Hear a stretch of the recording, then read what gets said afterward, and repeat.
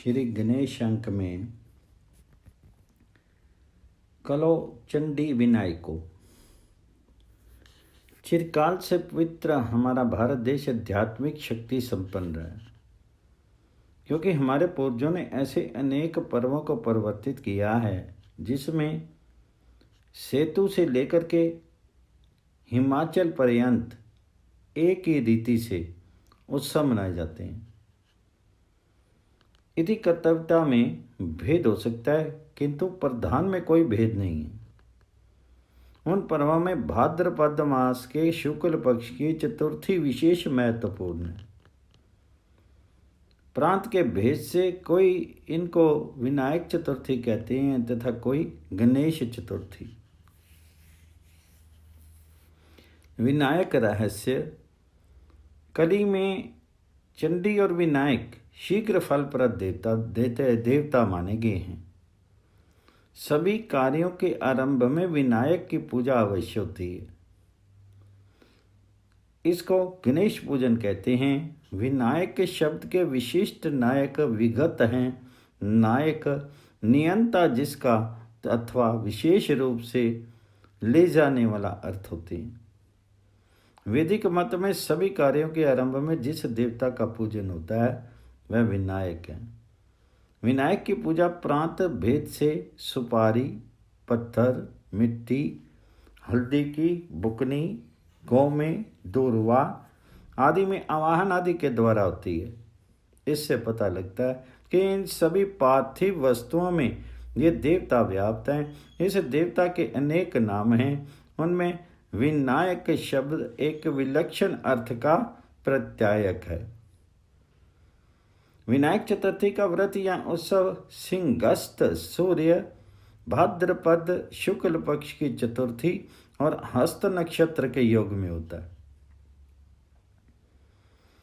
ये योग यदि बुधवार में पड़ जाए तो इसका विशेष महत्व माना जाता है। इस तत्व को विनायक शब्द अवगत कराता है। क, ट, प आदि संख्या शास्त्र के अनुसार वि4 न, य 1, क 1 इन संख्याओं का योग 6 होता है। यह वक्रतुंड षडक्षरी मूल तंत्र का परिचायक है। अंकानाम वाम तो गति इस शास्त्रीय नियम से 1104 संख्या प्राप्त होती है। ये संख्या सिंहस्थ सूर्य, भाद्रपद मास, शुक्ल पक्ष, चतुर्थी तिथि और हस्त नक्षत्र का परिचय कराती है। चंद्रमा के अनुसार भाद्रपद छठा मास है। इन संख्याओं का योग 6 है। संख्या 4 और 1 के योग में 5 संख्या निकलती है। यह सिंहस्थ सूर्य का द्योतक है। सिंह 5वीं शक्ति है। बची हुई एक संख्या शुक्ल पक्ष का परिचायक है, क्योंकि शुक्ल पहला और कृष्ण दूसरा पक्ष है। प्रथम 2 संख्या 11 हैं। ये 11वें नक्षत्र हस्त का परिचायक है। विंशोत्तरी दशा का गणना कृतिका नक्षत्र में किया जाता है। वेदों में भी इसका प्रमाण मिलता है। कृतिका से 11वां नक्षत्र हस्त है। 4 संख्या चतुर्थी तिथि और बुधवार का द्योतक है। 0 अंक शिव तत्व का द्योतक है। इसी कारण से हमारे पूर्वज शिव शक्ति अभिन्न गणपति को कार्य आरंभ में पूजते आए हैं। विनायक शब्द इतने अर्थों का बोधक है।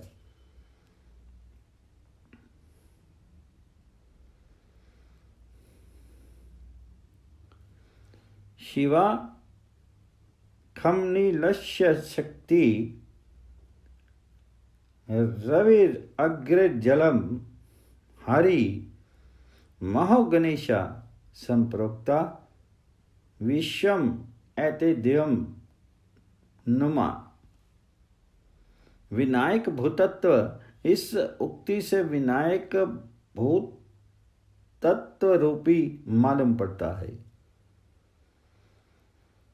महोमूलधारे, इस परमान से मूलाधार भूतत्व है, अर्थात मूलाधार में भूतत्व रूपी गणेश विराजमान हैं और गणपति के ग्लोम बीज का विचार करने से यह अवगत होता है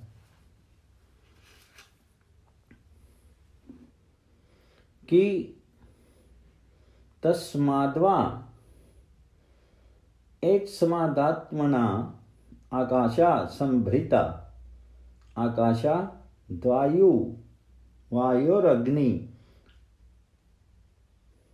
अग्निराश अद्भय पृथ्वी, इस सृष्टि क्रम के अनुसार गकार ख बीज और लकार भू बीज, इसके योग से पंचभूतात्मक गणेश हैं। इस भाद्रपद मास के शुक्ल पक्ष की चतुर्थी के पूजन के लिए हमारे पूर्वज मिट्टी से ही गणपति बिंब बना करके पूजा करते थे।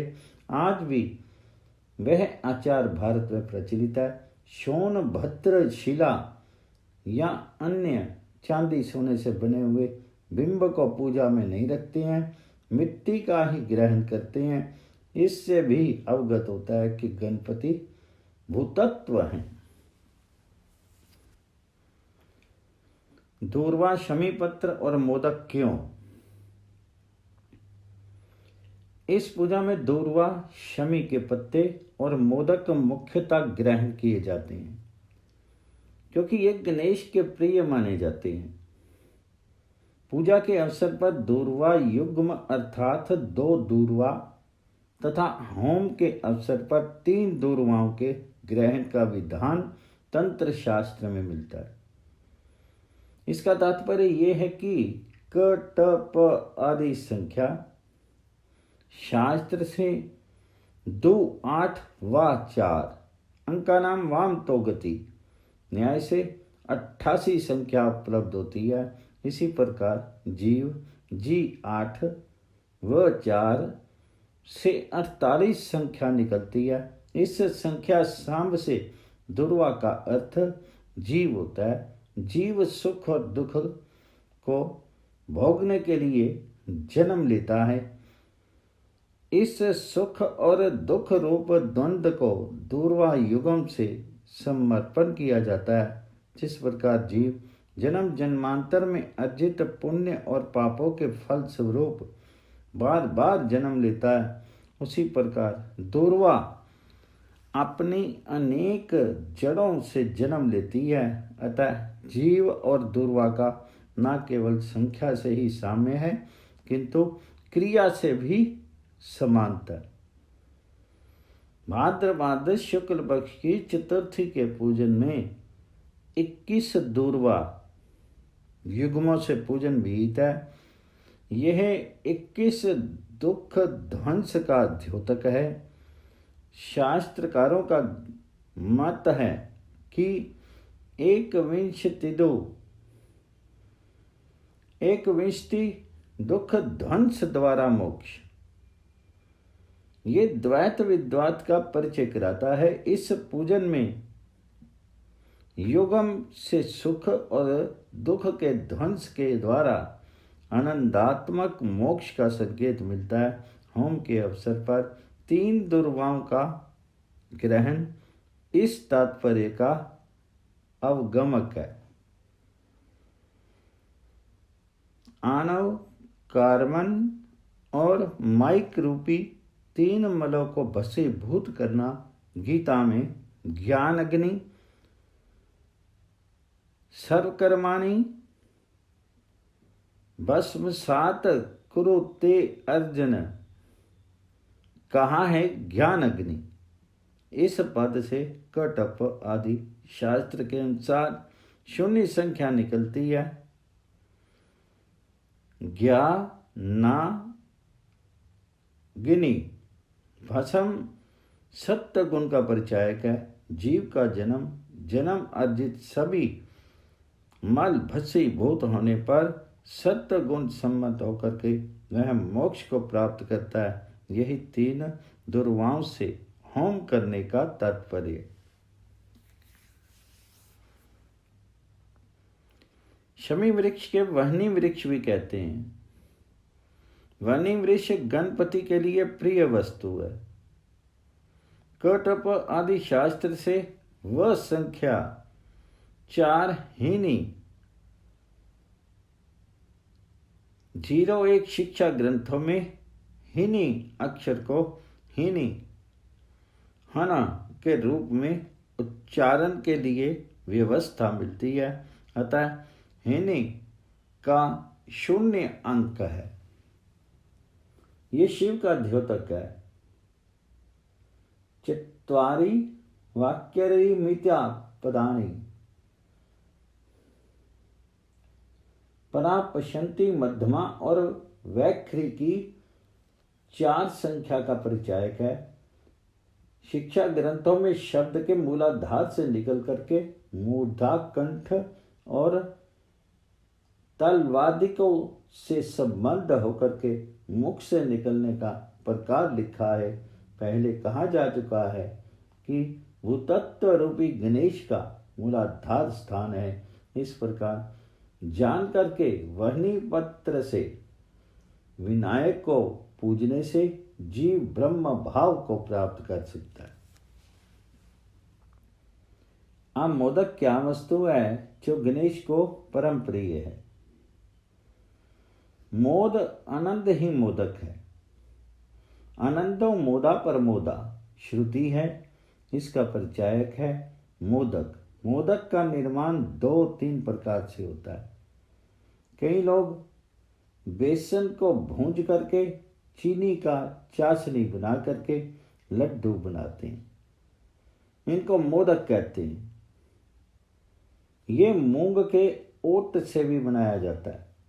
कतिपय लोग गरी या नारियल के चूर्ण को गुड़ पाक कर गेहूं, जौ या चावल से आटे को सान करके कवच बना करके उसमें सिद्ध गुड़ पाक को थोड़ा रख करके घी में तल लेते हैं या वाष्प से पकाते हैं। आटे के कवच में जिस गुड़ पाक को रखते हैं उसका पूर्णम नाम है। पूर्णम से 51 संख्या निकलती है। ये संख्या आकार आदि 51 अक्षरों की परिचायिका है। यही तंत्र शास्त्र में मात्र का कहलाती है। ना शतीति अक्षरम नाश रहित परिपूर्ण सच्चिदानंद ब्रह्म शक्ति का ये द्योतक है।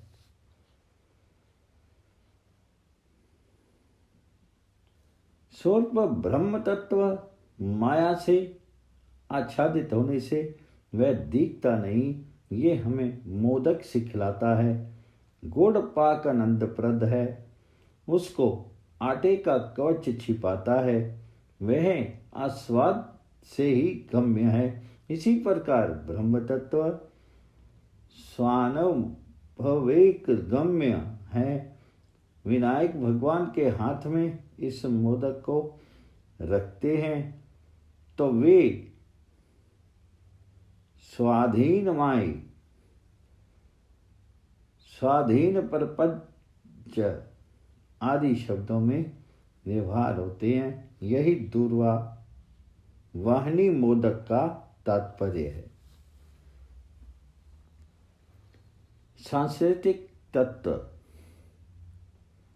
इस पंचभूतात्मक प्रपंच को जब पंचभूतों के रूप में देखते हैं तब ब्रह्म तत्व का ज्ञान नहीं है, और जब हम पंचभूतों को ब्रह्म के रूप से देखते हैं तो पंचभूत नहीं है। दृष्टि का ही ये भेद है। वस्तु एक है, वह परिपूर्ण है। यही तत्व विनायक है। यही हमारी संस्कृति है। श्री विद्या के उपासक सर्वप्रथम गणेश की पूजा करते हैं, लेकिन इस पूजा का वे गणेश पूजा या विनायक पूजा के नाम से व्यवहार नहीं करते, किंतु महागणपति स्पर्या शब्द से व्यवहार करते हैं। इस प्रकार के व्यवहार में एक महान तात्पर्य है। यह गौड़पाद का सूत्र है। अष्टविंशति वर्ण विशिष्टो महाहेरंभस्य मनु। ये मनु मंत्र दो प्रकार का है। एक संबोधन नांत गणपते पद से और दूसरा चतुर्थ्यंत गणपत्ते घटित है। श्री विद्या के उपासक संबोधानांत मंत्र का जप करते हैं। जो मोक्ष के इच्छुक हैं वे चतुर्थ्यंत मंत्र को जपते हैं, ऐसा प्रमाण मिलता है। क ट प आदि रीति से महागणपति शब्दों में म 5, ह 8, ग 3, न 5, प 1, ती 6 इन संख्याओं के योग से 28 संख्या लब्ध होती है। यह महाषोडशों की का परिचायक है। इसी प्रकार ग 3, न 5, प 1, ती 6 इनके योग से 15 संख्या निकलती है। ये पंचदशाक्षरी का द्योतक है। अतः श्री विद्या के साथ महागणपति का दृढ़ता संबंध व्यक्त होता है। जो श्री विद्या का उपासक नहीं है उसके लिए विनायक पूजन भाद्रपद शुक्ल चतुर्थी में विहित है। आचार में श्री विद्या के उपासक भी भाद्रपद शुक्ल चतुर्थी व्रत को करने वाले मिलते हैं। इस प्रकार के रहस्य को ध्यान में रखते हुए हमारे चिरंतन महात्मा पूजन आदि से आध्यात्मिक शक्ति का उपार्जन करते थे। हमारे हिंदू जनता का न केवल ये प्रतीक है किंतु एकता के लिए महान साधन है। हम सभी इस दृष्टि से भाद्रपद शुक्ल पक्ष की चतुर्थी में विनायक के पूजन से एकता को प्राप्त करके भारतवर्ष के उन्नयन में भागीदार बने। ओम गण गणपति नमः। श्री गणेश अंक में गणेश रूप की मांत्रिक व्याख्या। गणेश का नाम लेते ही एक मूर्ति उभरती है, स्थूलकाय तेजोदीप्त वक्रतुंड महाप्राण देवता की। यही है गण अधिप सिद्धि बुद्धि के स्वामी विघ्न विनायक। संपूर्ण शरीर मानव का किंतु मस्तक हाथी का। आज के हृदय प्रतिरोपण तक पहुंचे शल्य विज्ञान के लिए यह रूप असंभव की सीमा तक अकल्पनीय अतएव अविश्वसनीय है। किंतु नरसिंह, हयग्रीव, दत्तात्रेय और सहस्त्रबाहु के देश में न ये असंभव है न अविश्वसनीय। वास्तव में अविश्वसनीय देश काल सापेक्ष है। इसके लिए कोई गारंटी नहीं दी जा सकती कि आज का अविश्वसनीय कल का यथार्थ नहीं होगा। भाव जगत में इस तरह की अविश्वसनीय घटनाएं एक सामान्य बात है। पश्यंती के क्षेत्र में और इच्छा शक्ति की वास्तविक अधिकार सीमा में यह सब संभव है। स्थूल जगत में यह चमत्कार है। गणेश के जन्म के संबंध में एक कथा प्रचलित है कि पराअंबा पार्वती ने अपनी रक्षा के लिए एक पुतले में प्राण प्रतिष्ठा कर दी और उसे प्रहरी बना करके स्थापित कर दिया। थोड़ी देर में भगवान शंकर आए, पार्वती के पास गर्भगृह में जाने लगे तो प्रहरी ने मना कर दिया। शिव और शिवा के संयोग में बाधक कौन हो सकता है? शंकर ने रुद्र रूप धारण किया और प्रहरी का नाश कर दिया।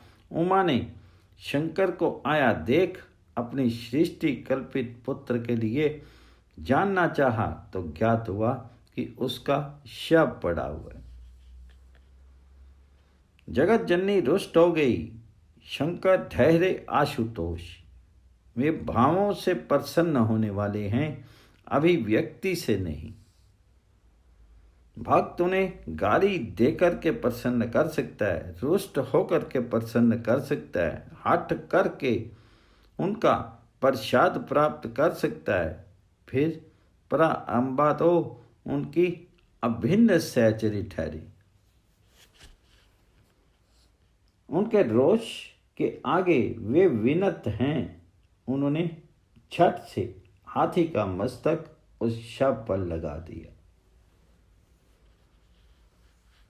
ये है गणपति के संबंध में प्रचलित कथा। ये कथा एक रूपक है अथवा पौराणिक सत्य। ये विवेच्य विषय नहीं है। इस निबंध का प्रतिपाद्य है इस कथा का भारतीय वैज्ञानिक दृष्टि से रहस्य विश्लेषण। प्रस्तुत है गणपति जन्म का तांत्रिक एवं मांत्रिक दृष्टि से प्रमाण सम्मत विवरण। सबसे पहला प्रश्न इस कथा के प्रारंभ में उठता है कि परा अम्बा पार्वती अपनी शक्ति से संरक्षित है। उनको अपनी रक्षा की आवश्यकता किस लिए हुई? दिगंबर शंकर की अर्धांगिनी और हिमालयाच्छादित कैलाश में रहने वाली पार्वती आखिर किससे रक्षा चाहती थी? रक्षा के लिए उन्होंने एक कल्पित व्यक्ति से प्राण प्रतिष्ठा कर दी, तो शंकर को उसे नष्ट करने की आवश्यकता क्यों हुई? नष्ट भी कर दिया था तो उस शेर का हाथी का मस्तक किस कारण लगाया? यह प्रश्न निरर्थक नहीं है। ना इन प्रश्नों की इसलिए उपेक्षा की जा सकती है कि आस्था में तर्क को स्थान नहीं दिया जाता। विश्व का प्रत्येक कार्य कारण से अनुस्यूत है, इसलिए कारण के प्रति जिज्ञासा होना अस्वाभाविक नहीं है।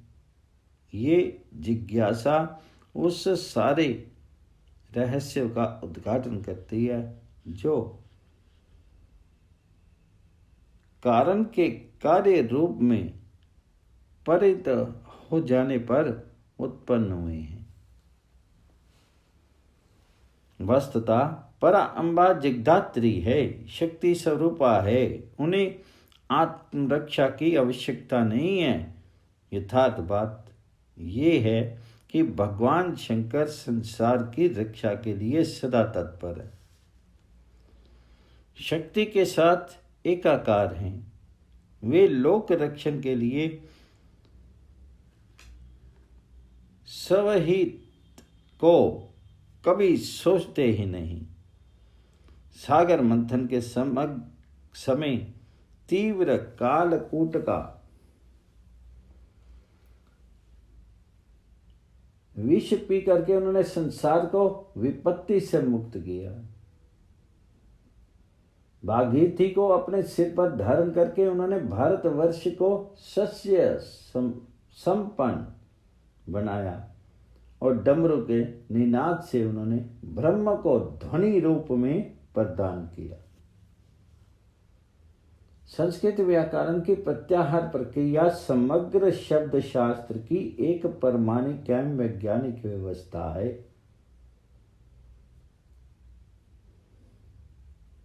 मंत्र शास्त्र के वे जनक हैं। शब्द का उन्होंने प्रत्यक्ष दर्शन किया है। मंत्र शास्त्र की मर्यादा के अनुसार भगवान आशुतोष ने सारा गोह्य ज्ञान पार्वती को दिया।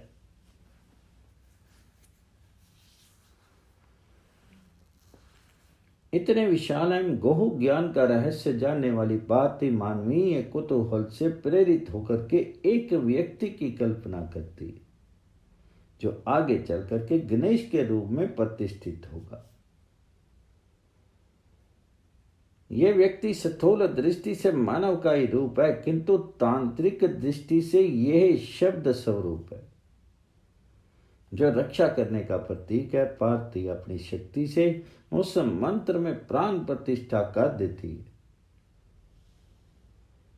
स्मरण रहे, साधना के सभी मंत्रों में मंत्र दृष्टा ऋषियों ने अपनी तपस्या के द्वारा प्राण प्रतिष्ठा की है, इसलिए वे शक्ति संपन्न हैं, उनसे विविध कार्य सफल होते हैं। इसी बीच भगवान शंकर आते हैं और उस मंत्र की परीक्षा करते हैं। मंत्र उनके सामने असमर्थ रहता है। विवश होकर के शंकर उसे नष्ट निष्प्राण कर देते हैं।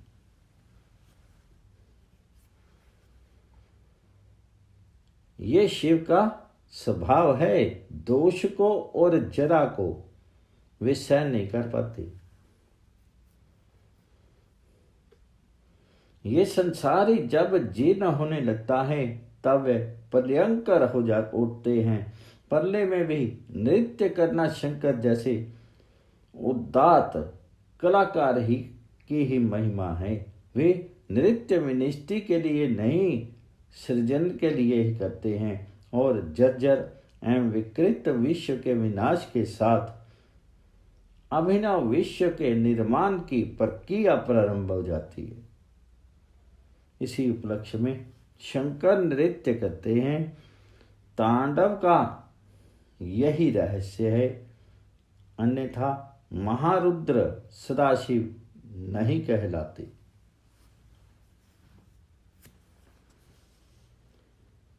पार्थिव चित मंत्र की अक्षमता उनको रुचि नहीं और उन्होंने उसे निष्प्राण कर दिया।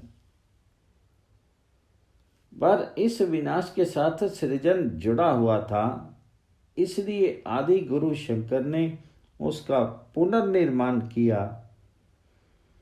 धड़ पार्थ निर्मित रहा और सिर शंकर निर्दिष्ट। सिर हाथी का ही क्यों लगाया गया, यह विचारणीय विषय है। गणेश के मस्तक के लिए हाथी का सिर मंत्र के स्वरूप का रहस्य बतलाता है। हाथी के गंड स्थल और सूंड से जो प्रतीक बनता है वह किसी दूसरे प्राणी के सिर में नहीं आ सकता। हाथी के गंड स्थल से लेकर के टेढ़ी सूंड का प्रतीक वे स्थान है जहां से प्रणव मंत्र ध्वनित होता है। योग शास्त्र एवं अक्षरों के स्फोट के मूल स्थान के संबंध में ऋषियों के वचनों के अनुसार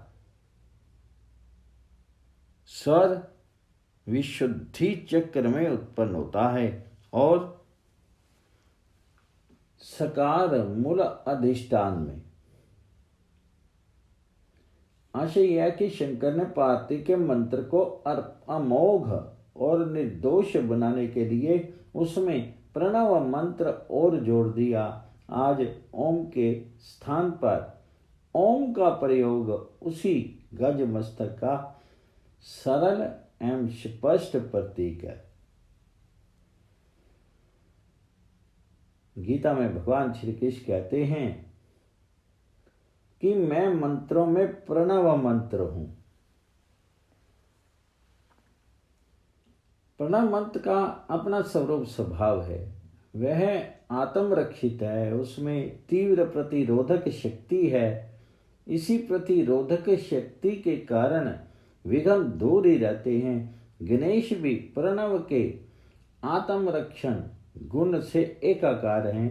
देवासुर संग्राम में कार्तिकेय देवताओं के सेनापति थे, उनमें संहारक और आक्रामक शक्ति थी। गणेश संहारक नहीं है, पर आत्मरक्षण में उनके समान समर्थ कोई दूसरा नहीं है। वे विनायक नहीं है, किंतु उनकी रक्षात्मकता इतनी प्रबल है कि जो उसे शून्य करने जाता है वही समाप्त हो जाता है। इसलिए भगवान गणेश विघ्न विनायक हैं। तंत्रों के वामाचार में प्रणव मंत्र को यह वह महत्व नहीं दिया जाता, क्योंकि उसमें सीधे शिवा की अर्चना की जाती है, किंतु वैष्णवी उपासना में गणेश की पूजा अनिवार्य है। आज भी यदि कोई प्रणव मंत्र का जप करता है तो उस पर अनिष्ट नहीं आ सकते। वह स्वरक्षित है, प्रणव के कारण सुरक्षित है, उसका कल्याण होगा ही। गणेश की अर्चना का भी यही फल है। शंकर ने प्रणव मंत्र की महत्ता गणेश के प्रतीक से उपस्थित की है। आज भी प्रणव मंत्र सभी मंत्रों के प्रारंभ में लगा दिया जाता है। ये उसी तथ्य की ओर इंगित करता है जिसके अनुसार गणपति सच्ची अनुष्ठानों में प्रथम पूजनीय बनते हैं। गणपति की पूजा का प्रचार सारे भारत में है। मिट्टी से लेकर के पीतल, तांबा, चांदी, सोने आदि सभी वस्तुओं से गणेश की मूर्ति बनाई जाती है। वह सर्वव्याप्त है, अन्य कुछ भी नहीं तो मिट्टी की डली के मोली लपेट करके ही गणेश की मूर्ति कल्पित कर ली जाती है।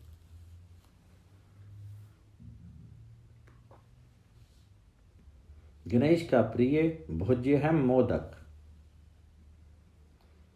मोदक की गोल आकृति महाशून्य का प्रतीक है।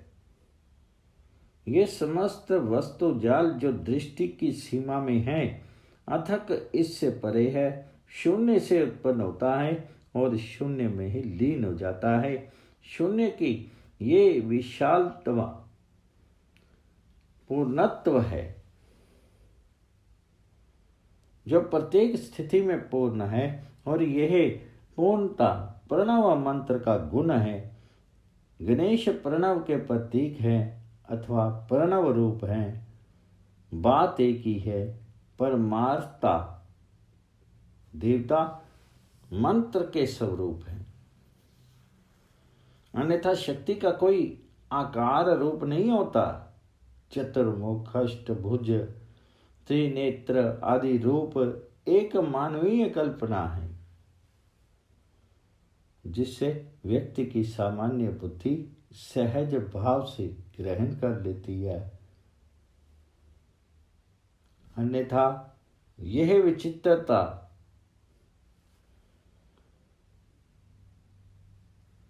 तन्मंत्र का स्वरूप है जिसे हम देवता के रूप में मानते हैं, पूजते हैं। ओम गण गणपति नमः।